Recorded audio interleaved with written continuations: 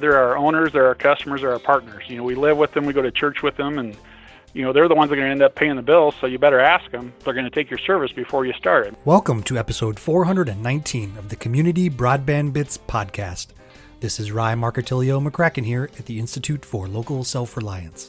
Today, Christopher speaks with Brad Honnold, General Manager at Coon Rapids Municipal Utilities in west central Iowa. Coon Rapids started with a cable TV system almost 40 years ago, and remains today one of the smallest municipal fiber networks, especially of those that offer cable TV packages. Christopher and Brad talk about the evolution of the communications utility over the last 4 decades, from cable all the way to fiber today. They discuss the importance of the network taking community concerns seriously, including engaging the community in discussions about what is needed. Now here's Christopher talking with Brad Honnold. Welcome to another episode of the Community Broadband Bits podcast. I'm Christopher Mitchell with the Institute for Local Self-Reliance up in St. Paul, Minnesota. And today I'm speaking with Brad Honnold, the General Manager at Coon Rapids Municipal Utilities in Coon Rapids, Iowa. Welcome to the show. Thank you for having me. So let me ask you first. I'm going to ask you in a second how we know your network has been worth the investment. But first, Coon Rapids, what part of Iowa is that in, and what's the community like? It's in west central Iowa. It's a very small community of about 1,305 people. Very small, knit, kind of tight, about 2.5 square miles as far as our city or corporate limits go. So. But it's a mix of, commercial, industrial, some light industrial, but mostly residential as far as customer classes go. And pretty surrounded by farmland, grower community? Yeah, we're an agricultural-based community, but we've been kind of transitioning out of that, and we have more of a diversified downtown now. We have a lot of young entrepreneurs from, like, boutique style, arts and crafts, home decorations, things of that nature, and we used to be predominantly a one-industry town with the Garston Seed, or what was Pioneer ICI Seed corn company in town, and they were the largest employer. But since then, that's gone away. Hartung Brothers have taken over that operation, and our main streets become more diversified and spread out, which is good. That is good, and that's exactly what we want to see. I have to wonder then in my next question if these things are related. Having such great broadband service that your utility's been providing, how do you know that it's been worth it all of these many years that you've been providing broadband? Well, I think it absolutely is. I mean, we hear it from our community. I mean, we don't do things hoping that good things will happen. We actually live in our communities and know our customers and know our neighbors well, and we ask them, before we do stuff. So, back when the internet started becoming a thing in the 90s and just advanced telecommunications, we were getting left behind. As you know, a lot of analogies were made to, if your town didn't get built on the railroad, progress stopped. And so the old axiom of the internet superhighway, if you will, or the new interstate system of the future being the internet, and if you didn't have modern broadband in your community and or access to that, your community and businesses were going to get left behind. And that's exactly what our population told us. Our customers told us that, and we see it today. I mean, I can't imagine businesses functioning today. Our insurance agents in town, almost all their systems have gone to the cloud now, where they log in and get it through the internet instead of having their own servers and stuff of that nature. So it is very important, and that was part of the reason that we built our fiber network, was to keep that up. Now, you are one of the communities that I think has gone through multiple iterations, right? You had a cable network before the fiber network. Yep. Can you walk us back to how you got into communications back in the beginning? Sure, and we have, unfortunately. We've seen 3 of them get built. We've overbuilt ourselves 3 times, so. Yeah, back in the 80s, we were one of the first communities in Iowa to get in the cable business. So in 1982, we built a 300 megahertz system, so you could basically do 35 to 40 video channels. And that served our community well. But our community didn't want to get into it. We had a local utility for quite a while. We had an electric, gas, water, and wastewater utility, but we didn't have a cable utility. And so our forefathers wrote to the nearest Cablevision, which was, I think, our cable company, which was, I believe at the time, Heritage Cablevision or TCI, and asked them to come to Coon Rapids and build a cable television system. And the response that they got back basically was, no, thank you. We're gonna build out into our major metropolitan areas first, and when we get to rural Iowa, we'll get to it. And so that didn't settle very well with the people in Coon Rapids, and having a history of doing things ourselves and having local utilities and taking care of it themselves, they said, let's do this. Let's build a cable television system. So formed that utility in '82. Like I said, built a 300 megahertz system, and that provided video up until the 1990s, until that started running out of the room. So basically everything, when we've overbuilt, we either ran out of capacity or our customers have wanted more. And so that 300 megahertz plant, like I said, could only go up to about 35 channels, 35, 40 if it was really clean. And so then in the mid 90s, as ESPN2, all these other networks started coming on, everybody started wanting more channels.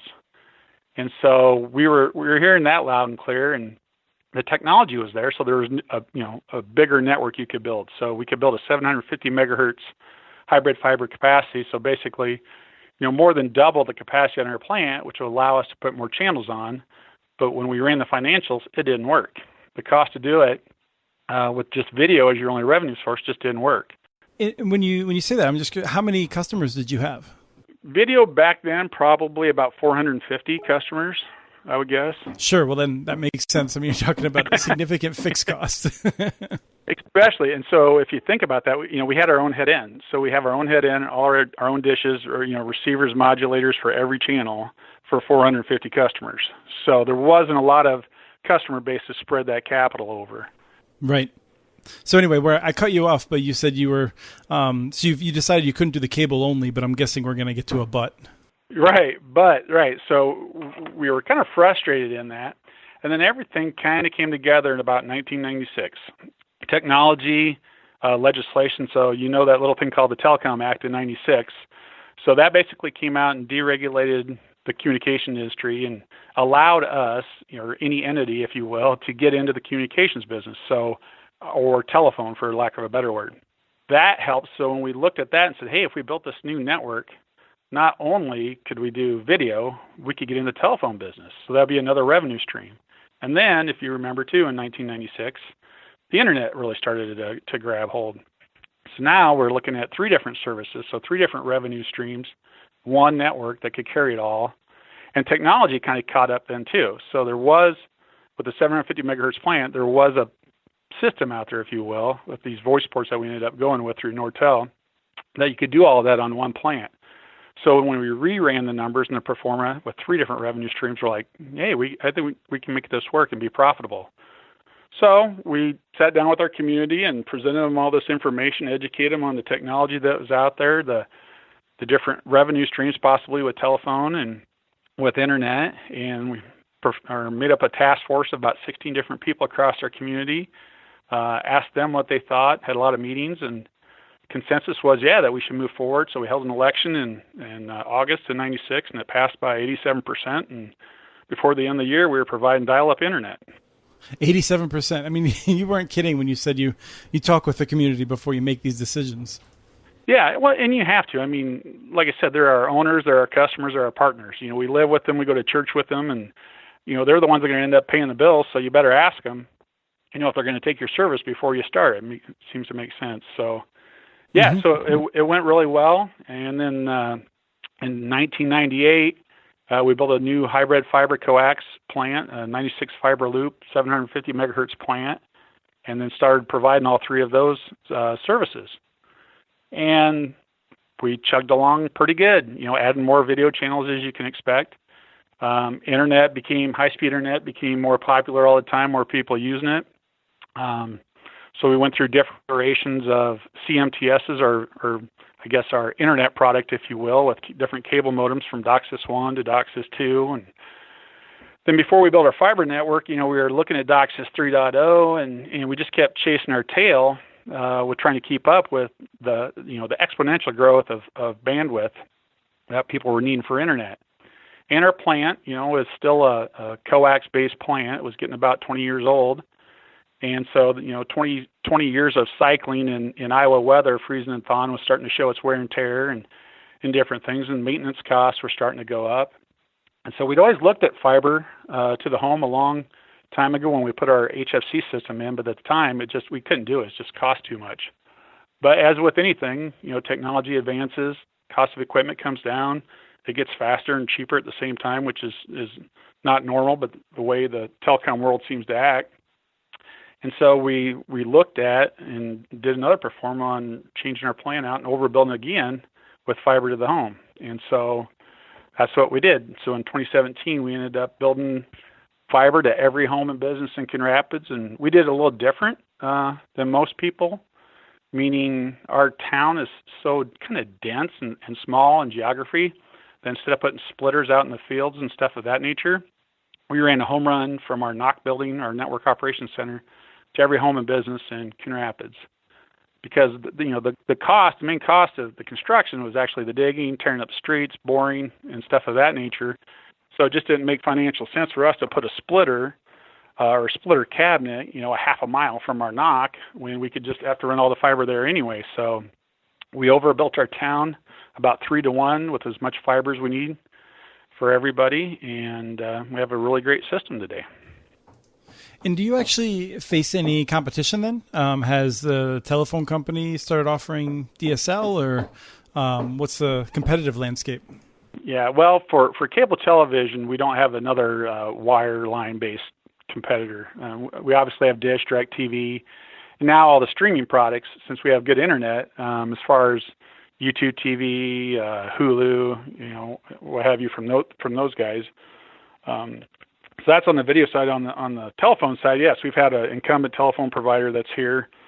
When we first started out, it was a company called GTE. Then it went to Iowa Telecom, and now it's been acquired by Windstream. So, and it's still copper-based, but yes, they have DSL that we compete with, but their plant's pretty darn old. And copper-based system with DSL, has its limitations as far as providing real good service out, especially the farther you get away from their CO. So. Right, and I know that they and Frontier are usually competing for not being held in the highest esteem by customers. So I'm sure there's quite a different reputational. Yeah, you said that, I did, but I would agree with that. No, and I know I wouldn't want to put words into the mouth of anyone I'm interviewing.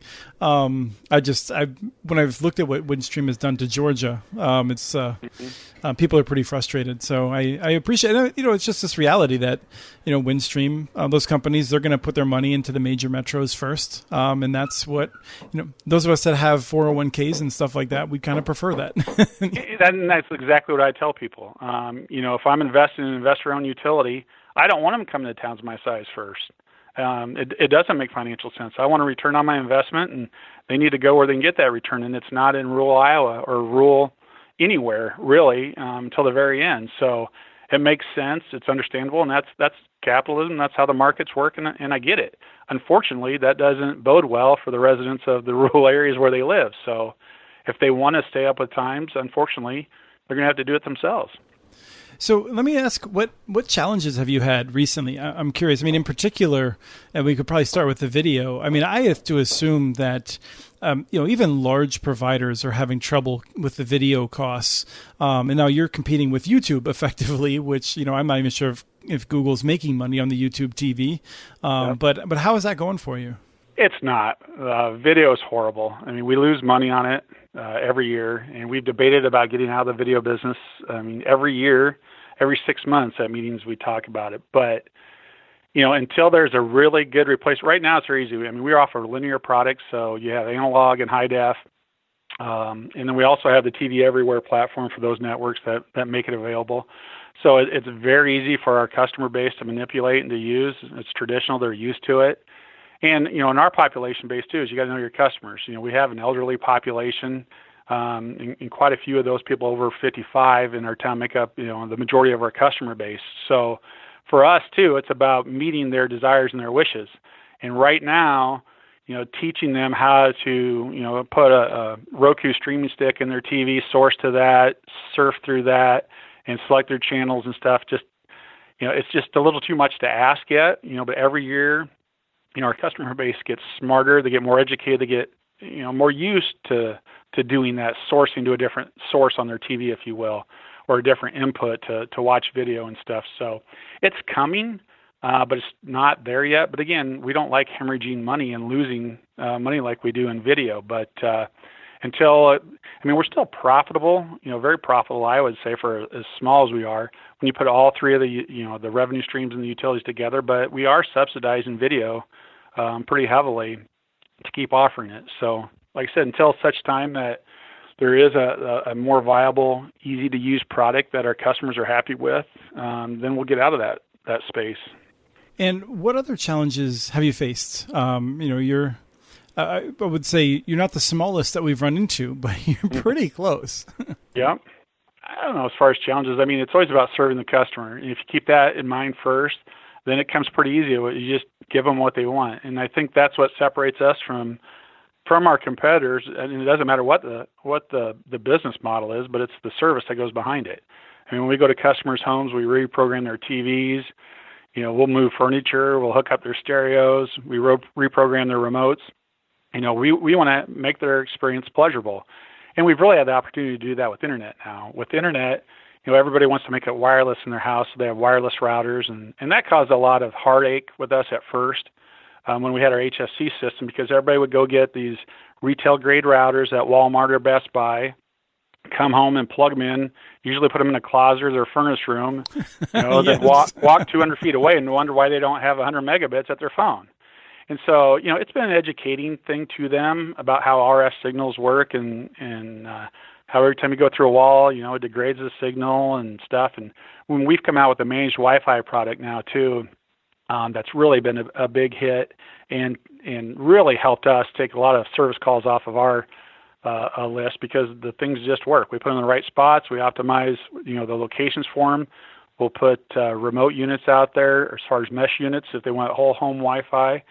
And, we send upgrades and firmware updates every time a new cell phone or a new smartphone comes out to make sure they have the latest software and firmware to run it and before it works. And the thing just works. And that's what they want. They don't want to know about interference or tile or why is this not working here. They just want it to work when they want it, where they want it. And that's what we want to do for them. Yeah, the some of the background noise that people are hearing is work in my basement, and while everything's open, I have a spool of Cat 6 cabling because we have our wireless out, but we try to keep as much off of it as possible to keep the experience high. Well, you sound just like what we tell our customers. We always tell our customers that a Wi-Fi is a happy device. So anything that you can wire, we want to wire, and we try to take it back to their ONT where that's at. And it's just like everything, the more you can keep off your wireless network when you do want to use it, then the better it'll perform. So even though your TV that you just bought at Kmart and put in your kitchen has a wireless connection in it for internet, if you can wire it so that it stays off of there. And then when you're using your cell phone or you're using your laptop, you're just going to get the best experience you can. So what else has happened around town that to get back to where we started? I'd like to end with some more positive stories. Do you hear from folks? That you've brought business to town. Like, what do you hear about being a town that has such great internet access? We have a lot of towns that have fiber now in rural areas, but you've had it longer than many. Sure. No, we do get positive feedback. Like I said, all the businesses that require it now, like the insurance companies, even your convenience stores, from their gas pumps to their credit card machines, everything goes over the internet now because it's lower cost. They used to have to use dial-up modems and stuff of that nature, and it's just such a faster, better experience now. And so same thing with our school. Our school now is gigabit service, and they're offering so much more online and interactive programs into their curriculum, and I expect that will continue. Well, we can watch their load go up, and it's just been amazing to see how their load is growing with the access to high-speed internet now. So, I can't imagine not having it or having access to it. It would certainly be a hurdle to overcome to keep your business community prosper and to keep moving forward. Do you have any naysayers in town?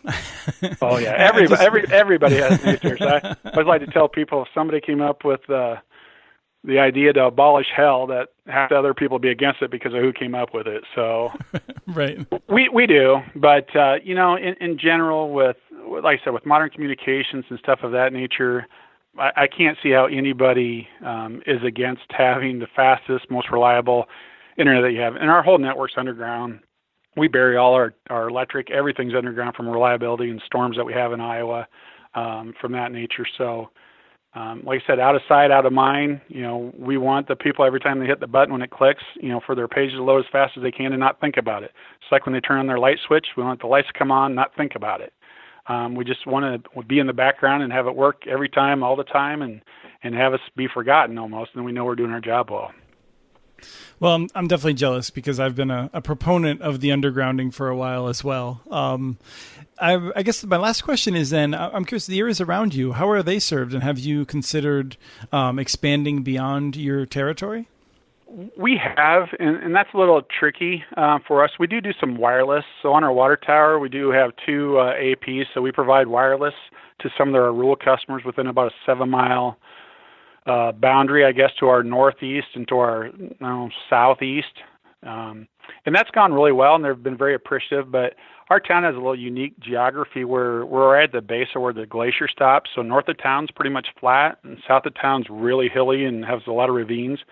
So even if we were to put an AP on the south side, it would hit about a half a mile south of town and stop because of the hills. And so we'd have to put a lot more infrastructure out there. And we've also had discussions about expanding, but, we have a base where the people in town have paid for the network, 3 times over, since the 80s.